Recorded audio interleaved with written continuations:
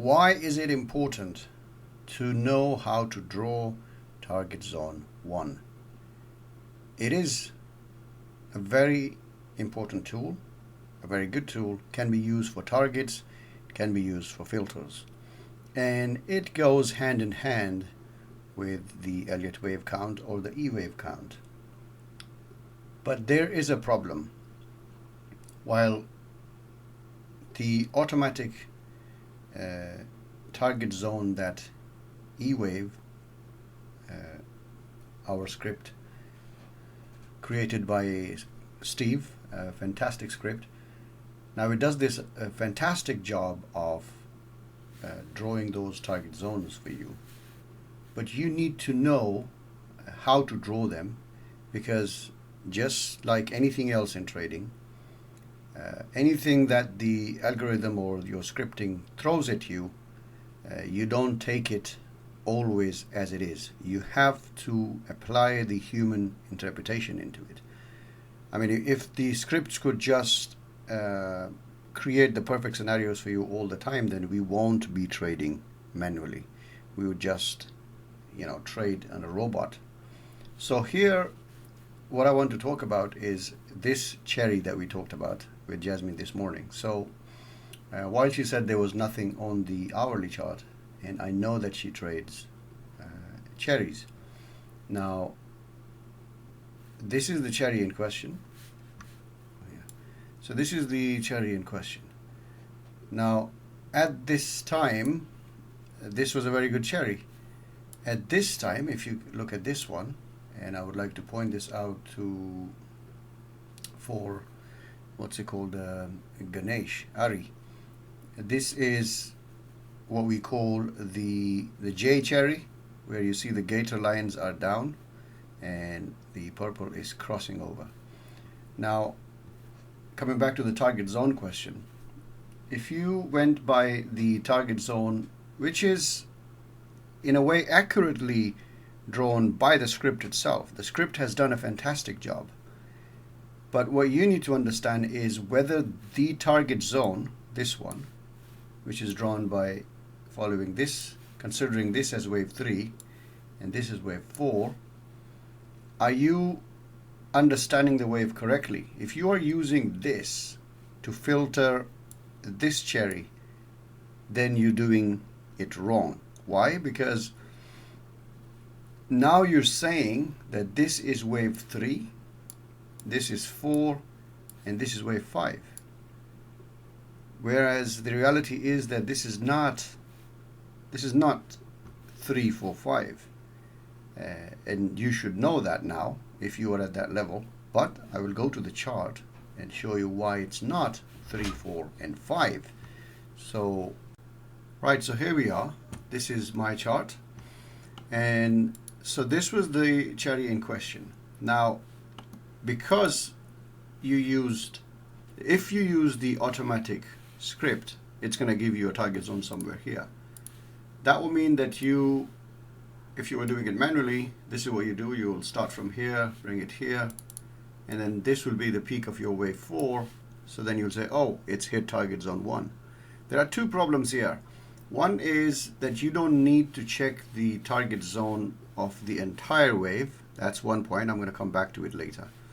But the other thing is whether you should use a target zone at all for the wave in question. So here, if this is 3, then how come this is 4? That's the main question. Because based on our interpretation, when you have a 3 down, your purple is usually not here. Your purple should have been somewhere here, but it couldn't be because that was the 3 up. So when the price goes up and it crosses purple on the other side, we don't consider it wave 4, but it could still be the 4. But even then, if you look at the rules of the Elliott wave, if this is 3, then this would be its 1 and 2, and this would be 3. I don't know where the 5 is. But if this is 1 and 2, then this 4 should never go anywhere above this. Because a 4 should never go above, if you have a 4 up in a bear count, in a bearish count, So if there's a bearish 3, and then when the 4 goes up, it should never go above the low of wave 1 here. So if this was your wave 1 and this 2, then this can't be your 3 because it's very small. So 3 has to be all the way here. But then where is the 5? Let's suppose there is no 5. Even then if this is 4 up, it should never go above this. So that's one thing. Now why is this chart like this? And for that, I can go to the higher time frame to actually look at the overall. Now it's not always clear like this, but it is clear these days because the whole market had a lot of volatility and volume. And when you have a lot of volatility and a lot of volume, which means a lot of activity, a lot of ticks coming in, you will have very clear wave principle. So if you go to the daily chart, all we can see is, we all know it, that the CAD fell down against the dollar, or dollar went up against the Canadian dollar. So when this wave went up, this is our strong 3 up. Let me just delete those. So this is that familiar pattern where price actually goes really far up, it becomes a 3, and then it starts to create that zigzag pullback. So this would be your ABC. Now if you had that in mind, then you'd say, okay, this could be my ABC. And then when you accept that as a pattern, then you know that the rules are that wave A could be the same, the wave B even could be as big as wave A, but usually we write it something like, let me write it here, something like, this is the equation that we do, A is equal to C. Usually A can be equal to C, which means that if you have a wave A of 500 points, your C could even be 500 points, and sometimes A can even be equal and greater. No, C can be actually equal to A and greater. Let me just write that as well. It is quite possible that your wave C is either equal, this would be the correct equation, or greater than wave A, because that's the pullback. And while it does that, it would usually retrace around 50%. So in this case, if it does retrace to 50%, the C wave down would most probably be bigger than the A wave down. And that is why wave Cs are actually tradable. So sometimes when this ABC happens somewhere here on the daily chart, let's go to the hourly chart. The hourly chart sometimes would produce a nice setup 1 for you. In that case, what would have happened is that if this wave was wave 3 here, and then this wave 4 stayed within the limits, which is, you see, this limit of wave 1, if it doesn't violate that, and it stayed here, this would be a nice setup 1 for us. But in this case, it wasn't. So this target zone 1 did not apply. So in a way, I can say, or you can say, well, I followed my rules, that's fine. But you need to understand this. What I would do for target zone 1 and to filter it is different. So because I consider this as a wave 3 of the hourly chart, I'm not going to call it wave C, because if I call it wave C, that's from the Elliott wave perspective. That's saying that with this 3 up, I'm looking at this ABC down, but that's not how we trade. We just trade the setup. So if you're on the hourly chart, you would see now it is showing as wave 3. That's because it's my count is only 100 points back, 100 bars back, because that's how I need. I don't need 140. That's a topic for another video. So if you are here, what you need to do is to find the target zone of the wave in question. So if this was wave 5, then find out the target zone of that wave 5. If this is wave 3, so it doesn't matter. So if this wave obviously has started from here and is going down there, and here I would cover how to count Elliott wave under 10 seconds, would be to find out what are my count. So can I have an accurate count of this wave in question starting from here? Oh, let's not do it there because this was where we were. So at the time of taking the signal or filtering it, I would say, okay, let me find out the wave structure of this wave. Is this actually a 3, 4, 5 already happened, or is it a 3 down and a 4 up? Because remember, cherry, the hunt signal, when it's in the monarch, you're going for the 3 of that wave. So let's suppose now we know that it's a 3 down, right? So if a cherry was here, which is close to the fresh cross of zero line and the first dark bars, monarch pattern, that would put you into the 3 of this impulse wave. This could be a 5, this could be a C, this could be a 3. In this case, we know it's a C, but let's call it 3, right? Even if it was a 5, let's say this was a 3, 4, and a 5. All we need to know is this is an impulse wave. An impulse wave is any wave where gator is open, purple is correct. That's an impulse wave. It's going. So this is going down, and you're looking at the wave. So how many candles do we have? 41 here. On how many bars do we have on the AO? 40. That's not accurate. So what we need to do is to split that. We need to have at least 100 to 140 to get the accurate count. But to get the accurate count for the setup, you need maximum of 100 on a minimum of 60. That's a topic for another video as well. So if we go to the M15 chart, let's first go to the M30 chart.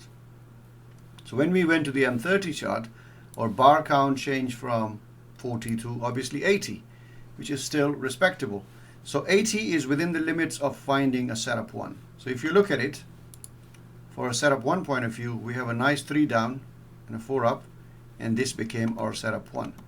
Now, the fact that you can see a setup 1, where inside this you can see a 3 and a 4, we wouldn't really need to go further down to find out what is the wave structure, because now I have a 3 and a 4, and when I have a 3 and a 4, I can actually draw my target zone 1 on this, and it's hit it here. So if you were to take, let me delete the box, if you were to take this cherry, this was a perfect cherry because you had a new peak and a pullback. There's no divergence on it. And now there are two kind of divergences, right?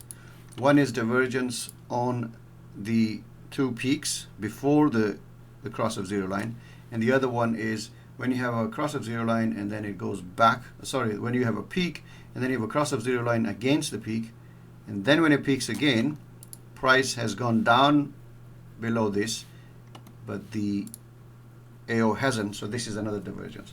We're not talking about that one. We're talking about the one because the wave in question is less than 100 candles. You won't see a cross of zero line.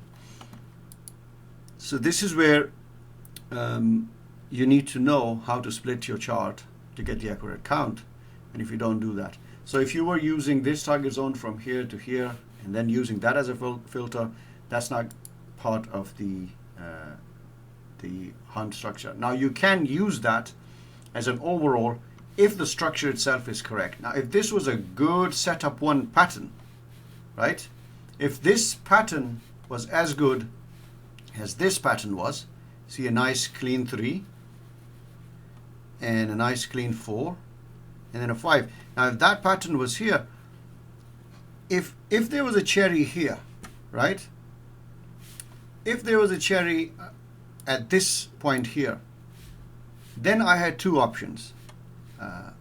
I could have used this target zone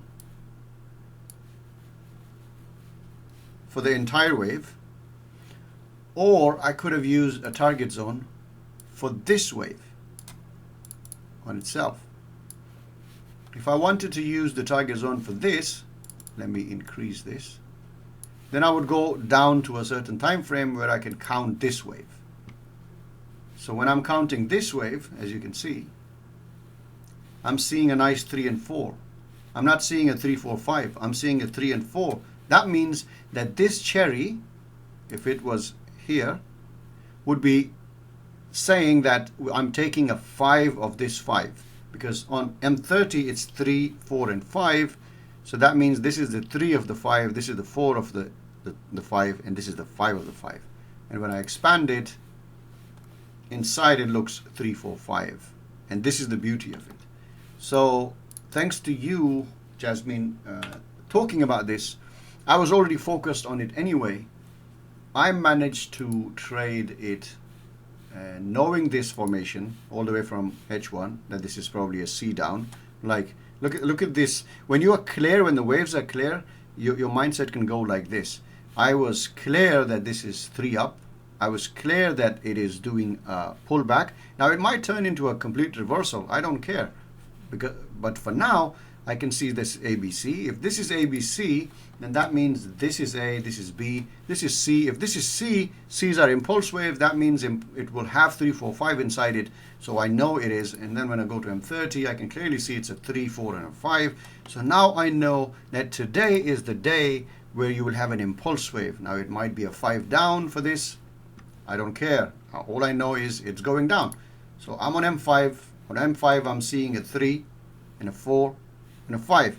So when it was going down during the 5 down, I had the hunt signals that I wanted or could have traded, but instead around these areas, I'm gonna mark them. And now let's go to M1. Trade here, small loss, trade here, small winner, trade here, big winner, not a setup, don't trade. Then as you look at it after this on M5, it's going to doing an wave 4 of M5, not touching it. Suddenly this happens. What is this? This is news. This is where the unemployment figures came. And guess which side it went? In the direction of the wave, right? Goes down, creates an impulse wave. If I take you to the M1, this is where I was talking to Ganesh and said, look at the dollar cat, and it has this strong wave down. And when this happens, far before this, I knew there's going to be a new peak on the AO, because this is a breakout strong move. Now there's going to be a pullback, and this actually is a hunt signal. It doesn't show it on this because of the green filter, but this is a hunt signal that you could trade here. You wait for it further. You have a setup 2 here, and then around here, this is your wave completed, and then it goes back up, and you have another wave here. Now I traded this, and you would get that if you go to the cherry settings. If you have this at 8 and 5, then that means it will filter the red line instead of the green line. You get this, and normally those are my settings. So this is the example of the J setup. As you can see, it's in the purple, and so open gator to the downside, purple going up, intersection, and around that intersection you're getting a bearish cherry, and it's on a monarch setup. As you can see, it's monarch. Monarchs will get you into the 3 of the wave in question. Now I don't care what the count is, but if this strong wave happens and then pulls back, that's your monarch pattern here, gets you into the 3. You could easily say this is 1, 2, 3, 4, 5. And if you want to further, like this is, now we have 55 candles of this. If you wanted to get an accurate count, you'll have to go to a 30-second chart. And if you went there, you will see clearly this is a wave 1 down, this would be a 3 down, this would be an ABC up, and this would be your 4 down. And so if there was a cherry, so for this cherry, it's a monarch. I don't need to use target zone 1. It's a cherry setup. That's what I'm trying to say. It's a cherry setup. If there was a cherry here, there's no divergence, don't need target zone 1. If there is a divergence, again, you don't need target zone 1, because divergence is, it's coming. And when divergence comes, or divergence, the cherry and the hunt signals has inbuilt filter. It's not going to show it. So you need to take cherries in the beginning where the fresh cross of zero line is, and then one more around here or here, not here. This is too late because now you can see 1, 2, 3 has happened. So yeah, sometimes you could take this as well, because now, you know, this still will be trying to trade the 5 of it, but knowing on the M5 that around there when you were trying to do that, even M5 had hit 1, 2, 3, 4, 5. So the later you are in the count, the lower your chances of success. So I hope it makes sense.